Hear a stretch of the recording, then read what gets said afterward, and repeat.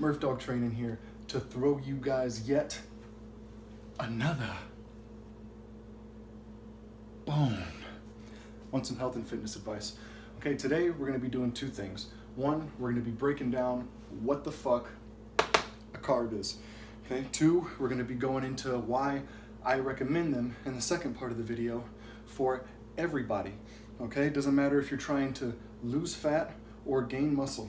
You should be eating carbs. They are a foundation and one of the key components in helping your body build muscle. Okay, so let's break it down, get right on into it.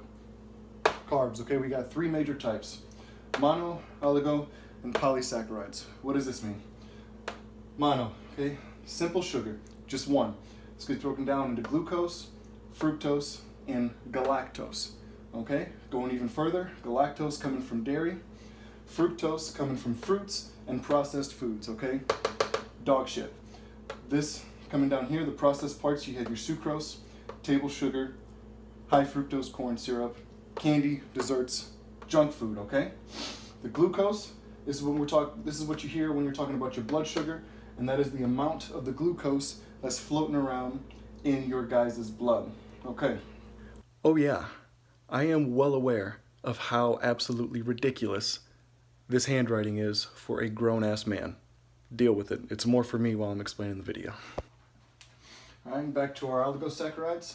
Okay, what are these coming from? These are coming from veggies as well as your whole grains, okay? Things like brown rice, quinoa, sweet potatoes, etc. From there, going over to our polysaccharides, this is mini sugars, and here we have basically like your starchy foods, things of that nature. Okay, so all of these together, what do they do? Okay, they're all getting broken down into glucose. Okay, every single one. The only difference here is the time that it's going to take for it to get broken down into the glucose. Okay, so I know what you're asking. Why are complex carbs and getting your carbohydrates from whole foods so important, and why am I always talking about complex carbs and whole food? Why not just eat all this bullshit, okay? Why am I not eating ice cream, chocolate, and candy all day instead of brown rice, sweet potatoes, things like that? I'm gonna tell you why right now. I'm going all the way down into our micronutrients, okay?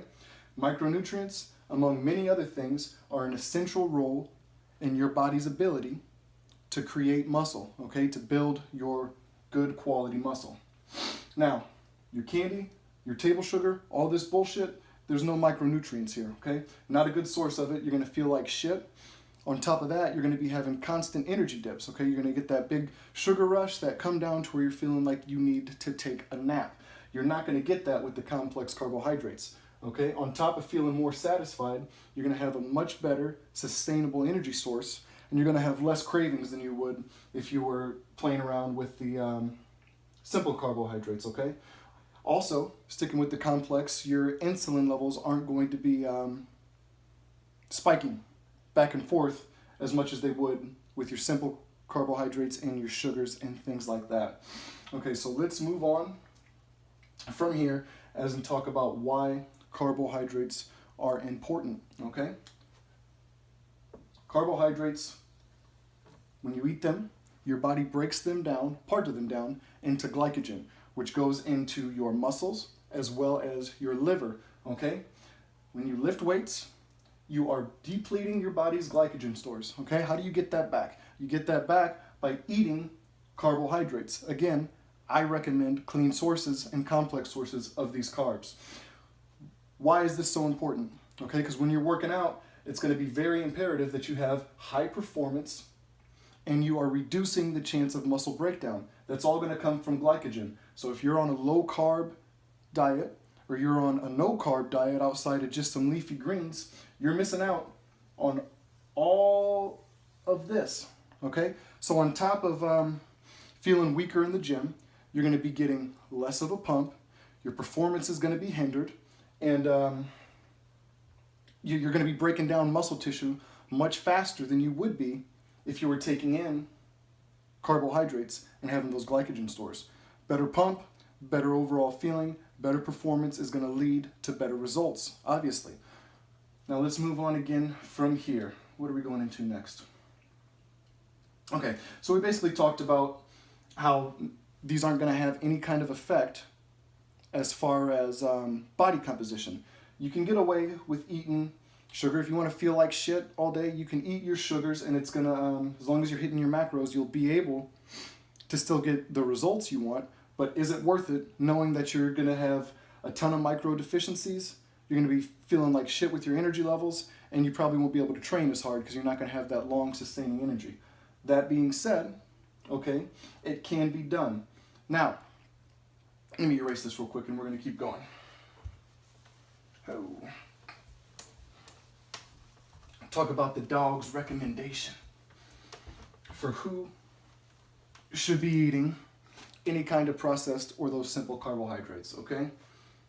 Let's talk about the people who shouldn't be.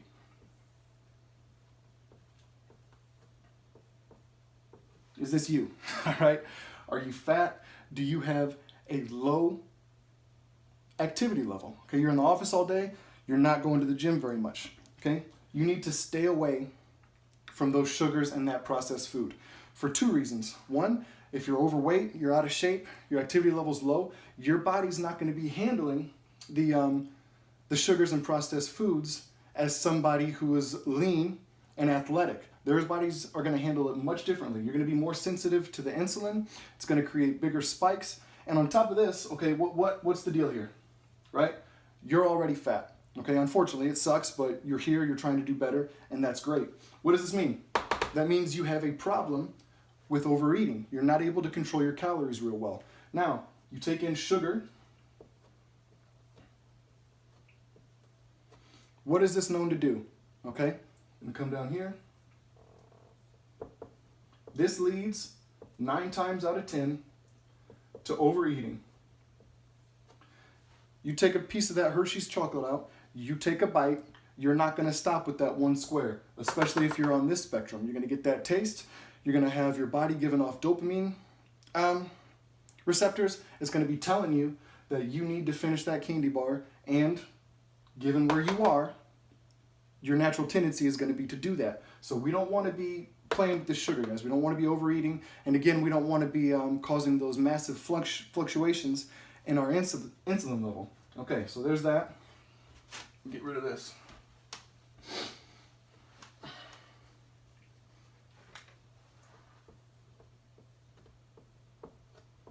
Are you lean? Right? Beautiful thing if you are, congratulations.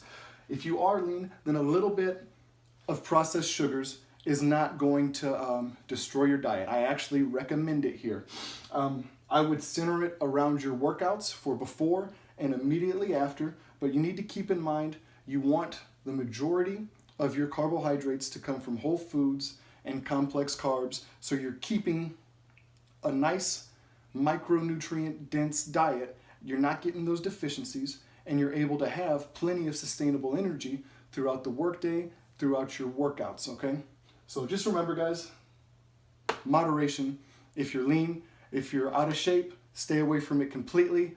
Maybe once a month if you decide to have your cheat meal, which, everyone needs a cheat meal. And if you're cheating once a week, you're not going to get anywhere, especially if you're on that fat side. But I do recommend having a meal. There's no sensible diet should have a cheat day involved. But even if you are fat and overweight and you're working on it, you still deserve a cheat meal, but I would limit it to once every 3 weeks at the absolute most, okay? And again, that's one meal, one sitting. Don't be binging all day, because one bad day, a full day like that, when you're already overweight, is going to be detrimental to your results, and you're going to go backwards a week, maybe even 2 weeks, and by the time you catch up, you'll be having a cheat meal all over again. All right, guys, so keep those things in. Time to smash some of the crazy myths out there and go into why I don't like to recommend keto to beginners or to anybody trying to build muscle. Okay, here we go. Eating too many carbs makes you fat. Boom, fucking true, absolutely. Why? Because eating too much of anything will make you fat. You eat too many carbs, you're gonna be a fat fuck. You're eating too much protein, you're gonna be fat. You're eating too much fat, you're gonna be fat, okay? What is this down to? Calories. Okay, more calories than needed, you are gaining weight. Less calories than needed, you are losing weight. Okay, what do we mean when we're talking about weight loss or weight gain? We're talking about a combination of muscle and fat loss and gain. But we don't want to be losing muscle when we're on a cut, and we don't want to be gaining a ton of fat when we're on a bulk, okay? That's why calories in versus calories out is bullshit if you were trying to build an impressive body composition. True, like we said before, too much needed, weight gain, less than needed, weight loss. But we do not give a fuck about weight loss, and we do not give a fuck about weight gain. What do we care about?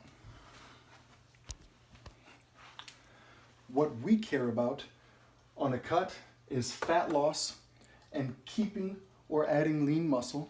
And on a bulk, we care about muscle gain while keeping the fat gain to a minimum, okay? I could give a shit less about the scale as long as I'm doing my goals and I'm seeing those changes in the mirror and on the body fat tests.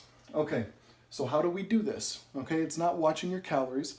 That's not going to get you anywhere like we just talked about. What you need to be doing is hitting the proper amount of macros, okay? The correct amount of protein, the correct amount of carbs, and the correct amount of fat. That way, when you are following your macros and your body's not responding the way it needs to be, and you're weighing out your food, you have a proper nutrition plan, you know exactly what you need to do and the things that you will need to change to get back on track. And you're not going to have any idea what's going on with your body if you're doing calories in, calories out, and it's just going to be a mess of rolling the dice and hoping it works, and it's not going to.